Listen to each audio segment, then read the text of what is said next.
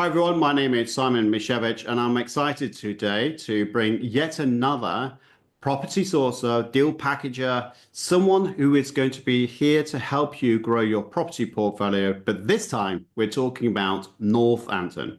Now he's part of the Jamie York network, so he's going to be part of a large network to help you grow your wealth through property. But in particular, Brian's going to be talking about Northampton. So Brian, please give me a better introduction than I've just given you. Oh, thanks very much, Simon, for having me. And I'm privileged to be on this platform. So my name is Brian Shee, and I'm based in Northampton, and I am a portfolio, your private property investment consultant, to sound sophisticated. But yeah, so in a nutshell, my job is the middleman. So I go out, find you the property deals depending on your criteria. Obviously, we will have sat down together and find out what your criteria is. And so with people like doctors, uh, accountants, people who've got quite hands-on work, and they haven't got the time to go out and find properties or do any property deals.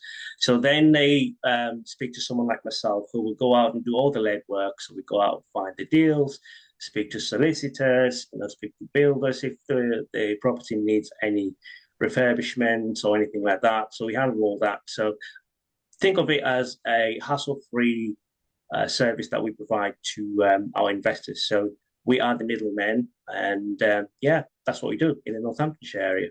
And just to package that up as well, from my perspective, because I probably fall in that category of I'm cash rich but time poor. And if I do things myself by buying property, I can make a huge mistake. If I'm looking to buy in Northampton, I should be using a professional who does this day in, day out to avoid all those unnecessary mistakes. Is that fair to say? Absolutely, Simon. Yeah, that's correct. I mean, a lot of people they look at they watch TV. You got your Homes Under the Armour programs that show how people can you just go and find a deal and do it up a bit, put some tenants in it. But that's just you know the tip of it. It's nothing like what is out there in the real world. And there is quite a lot that goes behind the background in terms of creating relationships with estate agents, creating relationships with solicitors, with builders. So we've got all that in place. And so when you work with us, we will be using our network, makes things a lot easier and quicker for you. And which is why we're here. We want to help. We just don't want to, do things because we want to make money. But our main aim is to help you buy that time that you can invest and spend the time with your family and enjoy holidays. Perfect. Right. What else have you got for me today? So I just wanted to talk a little bit about Northampton. When you speak about property investment, a lot of people sort of speak about, Manchester, which is now the new London. That's what people say. Talk about Birmingham, big city. You don't hear people talk about Northampton. But if you look at it, Northampton, it's centrally located where it's right on the M1.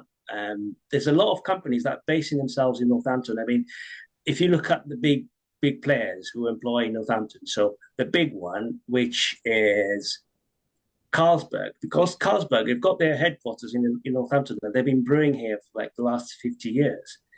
And you got the likes of Weetabix. Weetabix is down the road from Northampton, which is in Kettering. That's a big employer.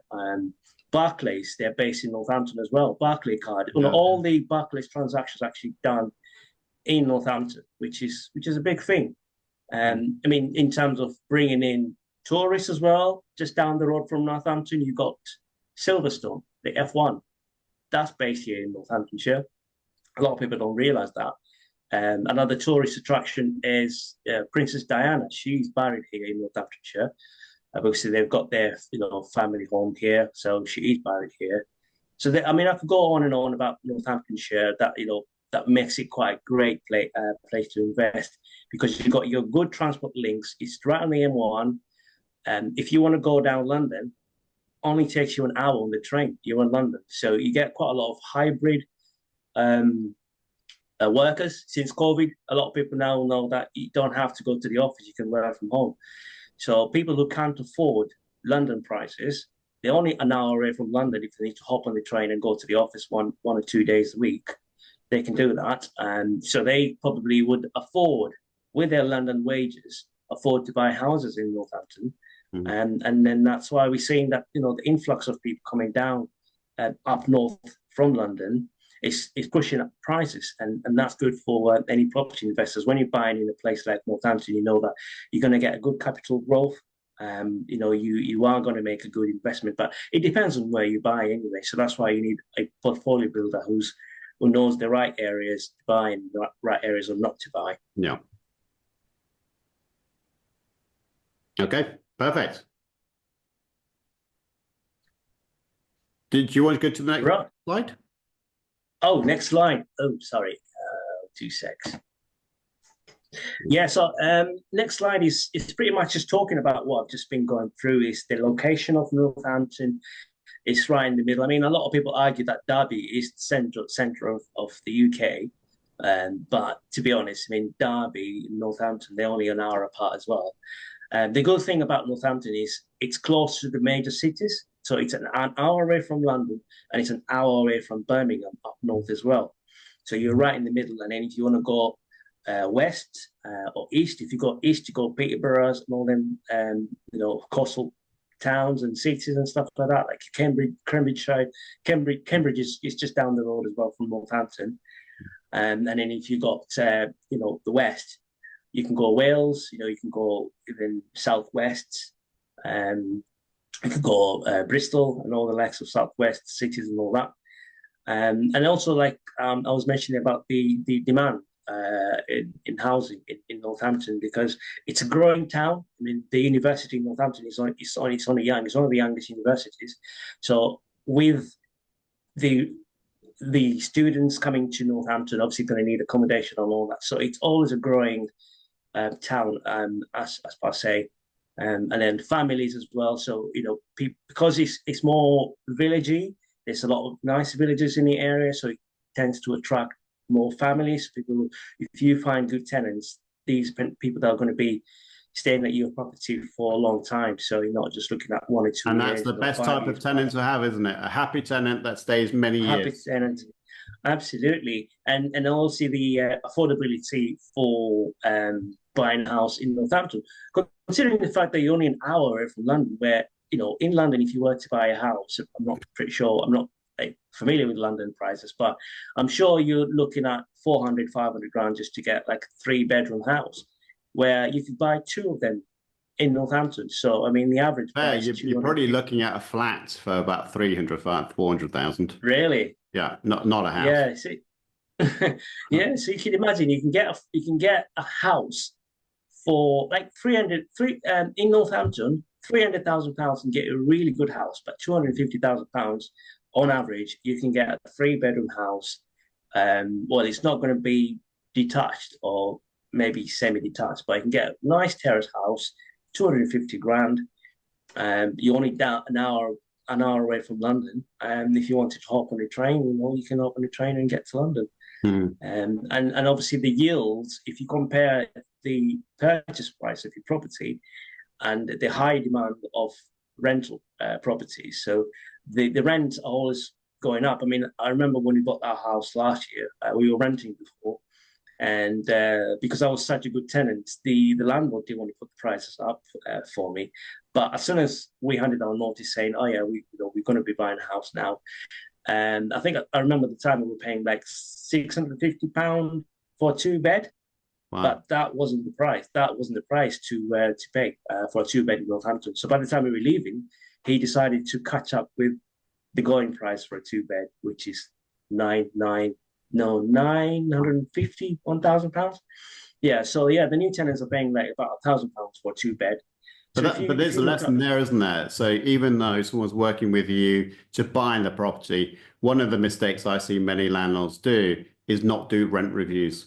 I mean, it's Um, possible to do an incremental increase annually, but not significant enough to push the tenant out. And it's certainly not market value, but it's certainly something, it's an opportunity that you should not miss. Absolutely, yeah. This is why it's good to work with people like ourselves, because not only do we go out and find you the property, we build a relationship, so we sort of become a family, so we can advise on obviously good letting agents that you can use to let your properties, find you tenants. You don't have to do all the vetting or they'll do all that.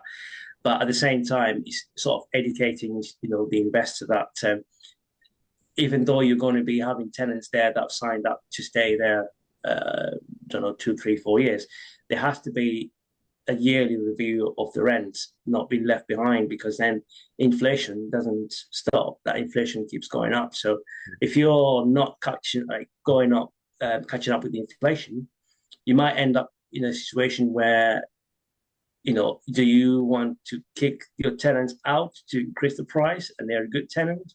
Or, it's just one of those, sticky situations that you don't want to find yourself in. Yeah, so Northampton is a great location to invest at the minute, because we can see that the council is actually pumping money into the redevelopment of the actual town centre, which is going to make it an attractive place for visitors, people wanting to leave Northampton so they can come and see how nice it looks. So this means that the more influx of people coming into the Northampton is going to push the demand for rent, which in turn, obviously, for the more demand, it's going to push up the rent prices as well, which is going to be great for any investor wanting to invest in Northampton. And as far as I can see, that's a good thing. So a lot of people coming into potentially Northampton, not looking to potentially buy, but certainly would be looking to rent. It's going to, like you say, have a nice knock-on effect in terms of capital growth for the property, but also hopefully more rent as well. Absolutely, yeah.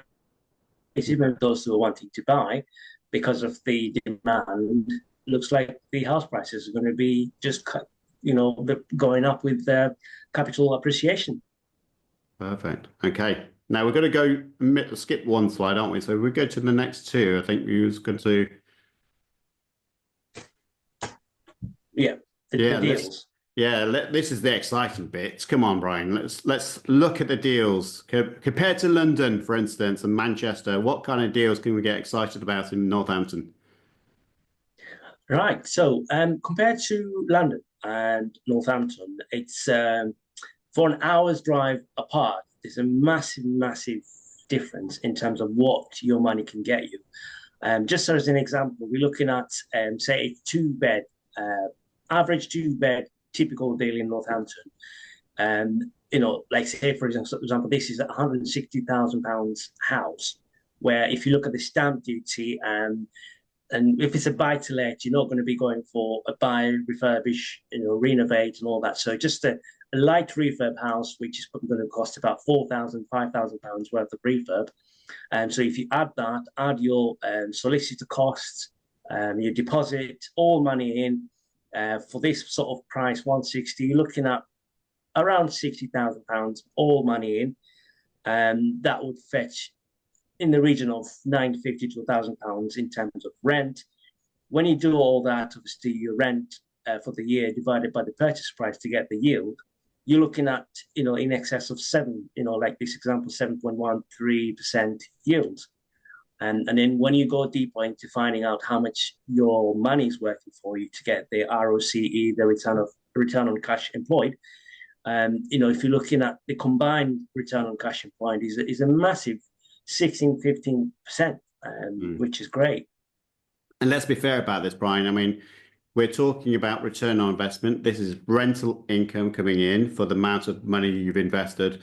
And in small writing, I've noticed, based on 4% capital growth. So not only have you got money coming into your coffers every single month whilst you sleep, but you've also got a capital growth investment. So normally, and I always make this analogy to people, is when you put money into a bank, the capital itself doesn't really grow. It's kind of the interest you get, which you can take out, but the capital employed doesn't really increase unless you add the interest to it, which is income. But here you've got income and you've got the capital growth, which is a huge difference in terms of what you do for your investments. Absolutely, it's a no-brainer. I mean, you're making money both ways. I think you're making money in three ways. You know, you're making money for your rent from your rent. I mean, obviously, buy to let, you're not going to be making like £1,000 compared to like service accommodation like Airbnb or a HMO. But they take a lot of time, let's be fair. Absolutely, too much red tape. It's just too much. So, I mean, the type of investors that we're looking for is investors who want to make money long term, not people who want to make the money now, because you know that you buying a property is like preservation of your wealth. So in 7, 10 years, when you come back and look at what your investments have got, you've got your capital growth, if you wanted to sell them on, if you wanted to refinance and pull some equity out of the property. So it's all a win-win situation with this kind of investment. But you've got a second deal to show us, haven't you, as well? Oh, yes. So this is another fantastic example. It's a typical 3-bed. And the reason why I put this example and the previous example, which is a 2-bed, is if you look at the combined return on investment, it's pretty much the same, 16%, and the other one is more 16%. But obviously, depending on your entry levels, if you've got funds to enter into purchasing a 3-bed, then it's much better to do it on a 3-bed and do it on the 2-bed. But when you compare the returns, it's not much of a difference, but all depending on who you're actually dealing with. Because if you're going to find a deal to sell, you might not be able to get the right deal. But if you speak to someone like myself, then we know where to look. We've got these relationships with the estate agents that always passes the best deals. So on this particular 3-bed, the purchase £70,000. If you factor in all money in, your refurb cost, your solicitor cost, surveys, all that. So the previous one was 60,000. This is £5,000 more, so £65,000 in. But the rent, it's not far off from a 2-bed. So the rent on this particular property is just over £1,000, so £1,000, £50. But when you factor in all the money in to get your gross yield, so the yield is still working out as 7.2%, so over 7%, which is great for Northampton, because Northampton yields are between 5.5% to 7.5%. So you can play around with it. Anything lower than that is too low. You can get them in London, but obviously the capital growth in London is a lot better, so you can't really compare, apples with apples. But the interesting fact about this deal is just the combined return on investment, which is based on a very conservative 4% increase for the year. It's coming out at just over 16.9% on which is fantastic. And you don't get that in London, let's be fair about it. Yeah. You might get the higher capital growth, but if you're looking for return on investment and you want income replacement or you want supplementary income, yeah, these deals are great. Absolutely. Okay, so how do people, people might have come to you. What have other people said to you? I think you've got a slide talking about your reviews, haven't you? Yeah, I've worked with quite a number of people in the property sector. So obviously, when you work with anybody, it's always a good idea to ask for a review. So there's quite a few reviews that we've received so far, and we're very grateful for these reviews because they're all 5 stars. We would like to keep it at 5 stars. So the likes of Harry, who is quite a good deal packager as well. So portfolio builder, he's doing that. So we've done some collaborations together. The likes of Gemma, who does social housing, I think. Yeah, I think she does social housing. We've done a few collaborations with together. And Abdul, who's an investor. So yeah, great stuff. And how do people get in contact with you? So I'll share my next slide where there's a QR code there that people can scan, but the QR code doesn't have any contact details.